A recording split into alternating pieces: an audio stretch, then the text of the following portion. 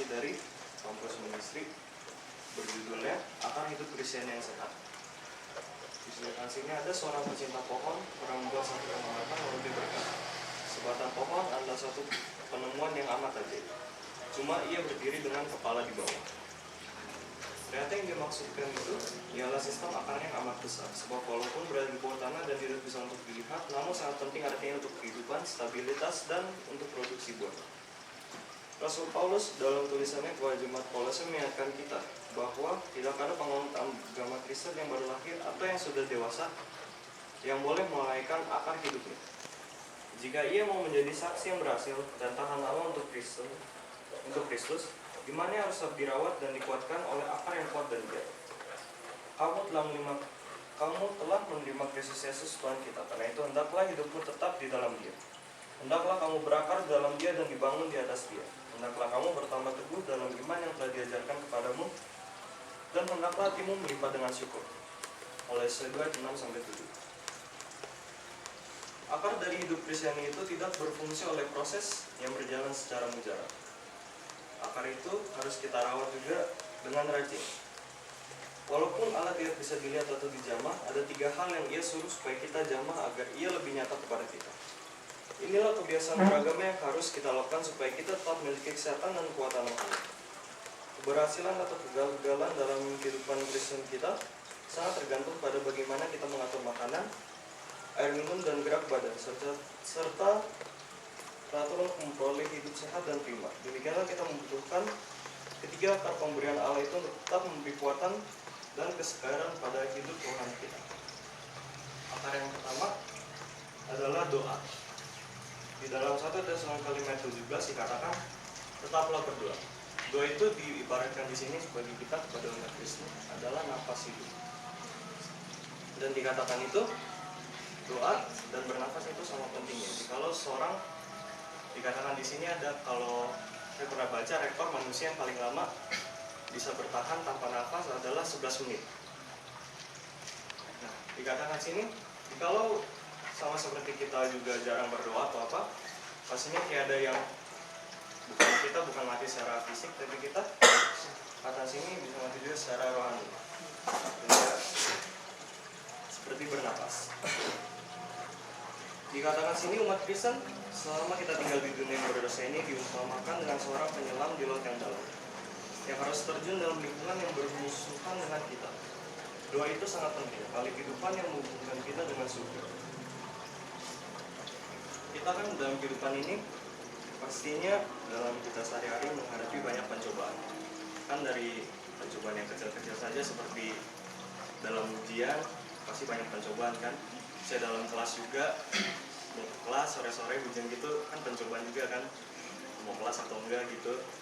Jadi katakan di sini bahwa dalam kita di dunia ini karena banyaknya pencobaan ini, dan dikatakan juga yang karena ini sudah tidak baik, jadi kita dikatakan sini memerlukan tali kehidupan kita itu adalah doa yang tetap menghubungkan kita dengan Bapa kita yang di surga. Dikatakan doa adalah membuka hati kepada Allah seperti kepada seorang sahabat. Doa itu perlu bukan supaya Allah mengetahui keadaan kita yang sebenarnya, melainkan untuk menyembuhkan kita menerima Dia. Doa bukanlah membawa Allah turun kepada kita, melainkan membawa kita naik kepada-Nya. Dari buku Kebahagiaan Sejati.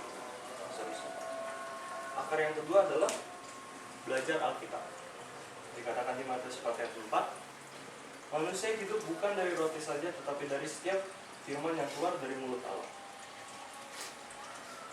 Dalam kita belajar Alkitab juga, kita tidak bisa yang kayak, kan dikatakan sini ya, sama seperti makan.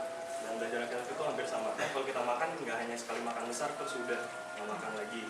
Itu kita makan kan rutin. Ya bisa ada yang 3 kali sehari atau 2 kali sehari, tapi pastinya adalah kan kita makan. Yang katakan situ adalah sarana yang paling penting dan perlu dalam pengembangan jiwa. Ini salah satu dari 3 perwujudan atau kasih karunia buat Allah itu lebih nyata, lebih pribadi bagi kita. Doa dan rajin membaca Alkitab atau mempelajari Alkitab itu adalah sama pentingnya bagi kita. Dan juga dalam kita belajar Alkitab sama seperti berdoa, kita melakukan dan juga mengatur waktu kita. Dan kita pastinya dalam kehidupan kita yang sibuk ini kan, kalau kita yang orang yang udah sering belajar kita tahu kan, pasti kita akan ada menyiapkan waktu yang khusus untuk belajar Alkitab itu. Kita sendiri yang menentukan apa yang akan kita terima dari usaha ini. Kita menerima keuntungan dari pelajaran Alkitab sesuai dengan usaha yang kita buat untuk itu. Membaca Alkitab bukanlah pekerjaan yang otomatis, dipaksa, atau bersifat bagi kita. Hidup juga diprogramkan atau dipaksakan secara ajaib. Sepanjang yang menyangkut akar yang amat penting ini, maka keberhasilan atau kegagalan umat Kristiani itu berada dalam tangan masing-masing. Kita harus menyadari bahwa tidak ada orang lain yang bisa mempelajari Alkitab itu secara mendalam untuk kita. Sama seperti tidak ada seorang pun yang bisa bernafas untuk kita atau makan untuk kita. Kita harus membangun sendiri keyakinan kita akan kebenaran Alkitab untuk diri kita sendiri, sebagaimana kita harus memberi pertanggungjawaban sendiri di hadapan Allah. Jika kita lalai membaca Alkitab secara pribadi, kita akan membayar harganya dalam bentuk penyakit anemia rohani, kelaparan, dan stagnan. Realitas rohani akan hilang, maka kejelasannya kemudian kita akan layu. Dan akar yang terakhir, yang ketiga, ialah bersaksi. Seperti katakan dalam Markus 5:19, pulang ke rumahmu kepada orang-orang sekampungmu dan beritahukanlah kepada mereka segala sesuatu yang diperbuat oleh Tuhan atasmu. Pekabaran tentang keselamatan dari Allah tidak pernah terasa begitu berharga dan berarti sebelum kita menyampaikannya kepada orang lain. Itulah salah satu hukum kehidupan Kristiani yang sudah lama berlaku. Jika doa adalah nafas, belajar Alkitab adalah makanan, maka bersaksi adalah olahraga. Dorongan pertama dari hati yang telah dibarui ialah untuk mengenalkan orang lain bagi Kristus Juru Selamat kita. Orang Kristen yang tidak mau membuat orang lain menjadi Kristen sama kontradiksinya dengan api yang tidak mau memberikan terang. Kita merawat dan mempertahankan iman Kristiani dengan cara memberikannya kepada orang lain. Cara atau metode yang dimaksudkannya dapat diringkaskan menjadi ceritakan pengalaman Anda sendiri, atau yang seperti kita lakukan tadi, kita sharing. Kita wajib menceritakan apa yang kita lihat sendiri, yang kita dengar, yang kita rasakan sendiri, tentang kuasa Allah yang mengubah dan kasih karunia Allah yang menyembuhkan. Jika kita sudah mengikuti Yesus langkah demi langkah, kita memiliki sesuatu yang langsung bisa kita saksikan tentang bagaimana Allah telah memimpin dan menolong. Kesimpulannya sini, sebagai umat percaya, Tuhan telah memberikan kesempatan dan tanggung jawab kepada kita. Tuhan mau kita berakar kuat kepadanya. Melalui doa, belajar Alkitab, dan bersaksi, Ia memberikan petunjuk kepada bagaimana cara supaya kita dapat berakar kepadanya. Kolose 2:6-7, kamu telah menerima Kristus Yesus Tuhan kita. Karena itu hendaklah hidupmu tetap di dalam Dia. Hendaklah kamu berakar dalam Dia dan dibangun di atas Dia. Hendaklah kamu bertambah teguh dalam iman yang telah diajarkan kepadamu, dan hendaklah hatimu melimpah dengan syukur. Jadi di sini kan kita sudah mendengarkan dan juga membaca apa itu katakan sini akar-akar hidup dari Kristiani yang sehat. Sama seperti kita bernapas, makan, dan berolahraga, begitu juga dalam kita berdoa, kita belajar Alkitab, dan juga saat kita bersaksi kepada orang lain. Ini sedikit kesaksian aja ya, bentar. Ini kesaksiannya tentang bagaimana jikalau yang misalkan tadinya kan kadang kita tugas kabupaten dikatakan sini yang bagaimana dikatakan orang yang mati secara spiritual, dan kemudian setelah dia mati secara spiritual dia mati secara fisik. Jadi ceritanya begini. Ini adalah pengalaman salah satu pasien saya pada waktu saya sedang praktek di Lampung. Jadi semester lalu. Jadi pasien ini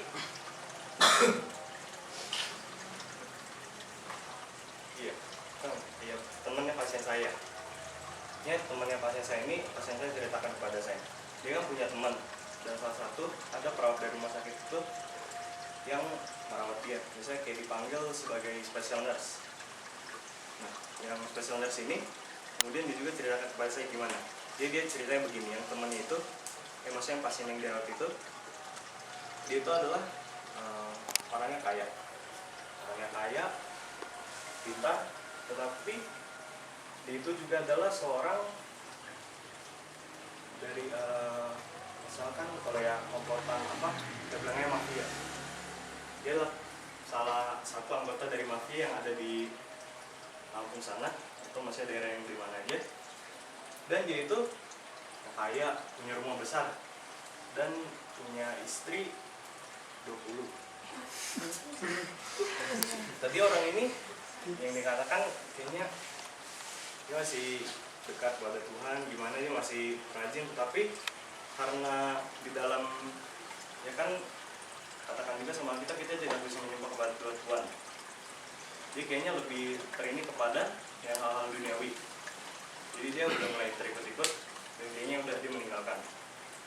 Nah, habis itu karena dia sudah masih lumayan dekat sama yang special nurse ini, dia sering lagi panggil, Pak, kalau bisa ke sini malam minggu.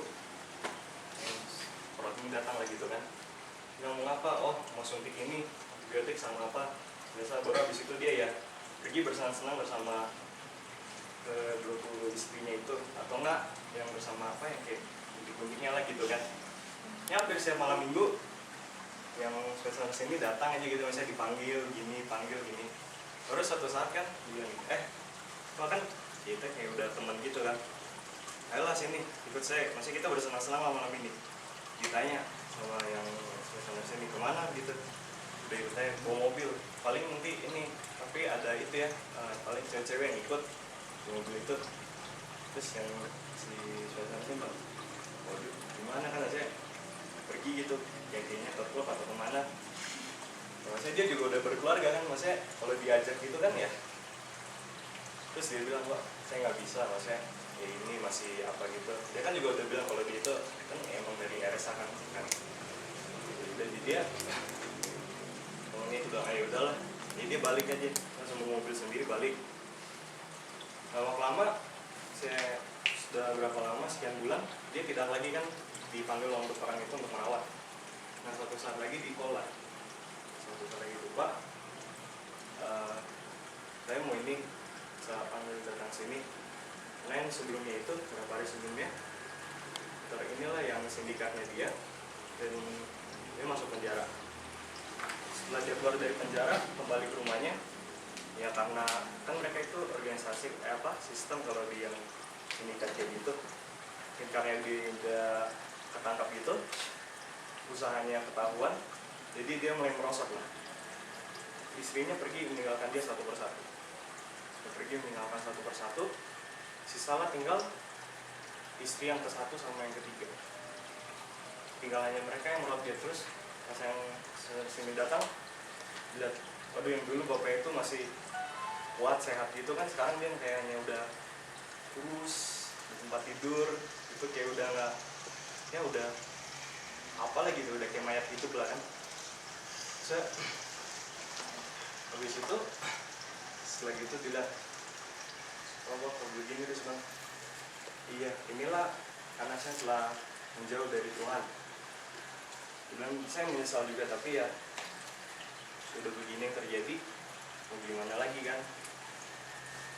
Barulah yang pasien itu kan bersama saya, yang teman pasien itu kan, udah sudah dia cerita gitu, teman pasien itu bilang, iya saya juga, yang temen ini Protestan, dia Protestan di sana.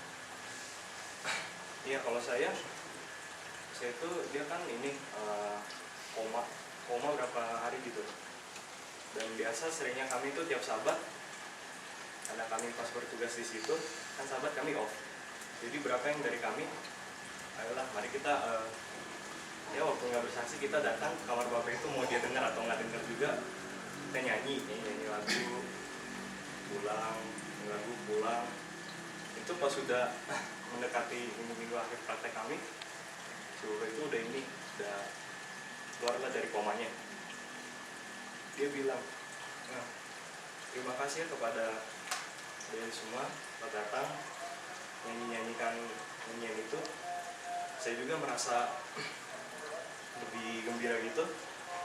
Dia cerita pengalamannya yang kadang-kala itu malam-malam dia suka di apa ya? Jadi ada tamu yang berkunjung tiap jam 9 malam gitu katanya di pintu. Gitu aja, diri di pintu, liatin, kadang mendekat, terus ya teriak jangan yang gitu, kadang mendekat terus baru pergi, hilang aja gitu. Katanya tiap jam 9 malam gitu. Baru ya didoakan akan sama pendetanya, doakan, baru yang dari pendeta RSA yang cewek ini juga datang mendoakan. Terus dia bilang, iya terima kasih Pak, saya akan lebih rajin lagi gitu.